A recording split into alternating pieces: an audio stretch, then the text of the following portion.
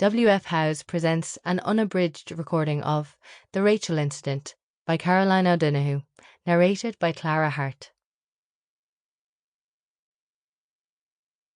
To all the men in my life, to Ryan Farrell for loving me then, Gavin Day for loving me now, and my dad for loving me always. Chapter 1.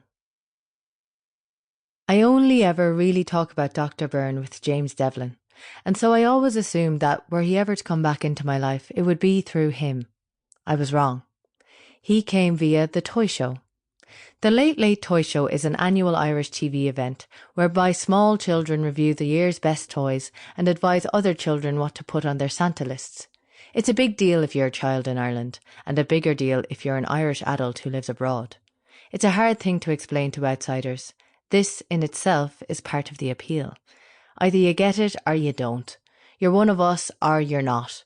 Perhaps it's because so many people claim Irishness that we keep putting our private jokes on higher and higher shelves, so you have to ask a member of staff to get them down for you. All over the world there are group screenings where Irish adults cheer for 5-year-olds testing out Polly Pockets on live TV. I am an editor of the Hibernian Post, a newspaper for the Irish in Britain. It's my job to write about expat movements, and therefore it's my job to write about the toy show. Are you sure? Angela says. I don't want to send you out in the cold all the way into Soho 3 weeks before Christmas. It's fine, I say, wrapping a long scarf up to my chin, smothering myself briefly in the process. I don't want to sound like that colleague, she says, but in your current condition, I'm grand, honestly.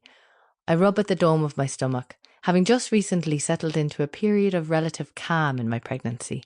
The rough nausea and perilous uncertainty of the early months had made me feel like I was in the first stages of a long, whaling voyage. I had, after all, miscarried before, but by month 7 I have reached a kind of plaintive ocean madness. I cannot imagine land. As far as I'm concerned, I am going to be pregnant forever. I make my way to the Soho bar that has, for one night only, become a haven for the homesick. I used to come to a lot of these expat nights out, arranged around referendums and demands for change. I cared a lot. I was invested. I was also making great money.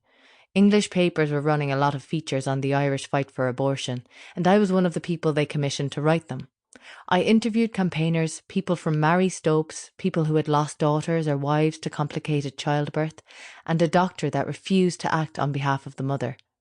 It was a... Sample complete. Ready to continue?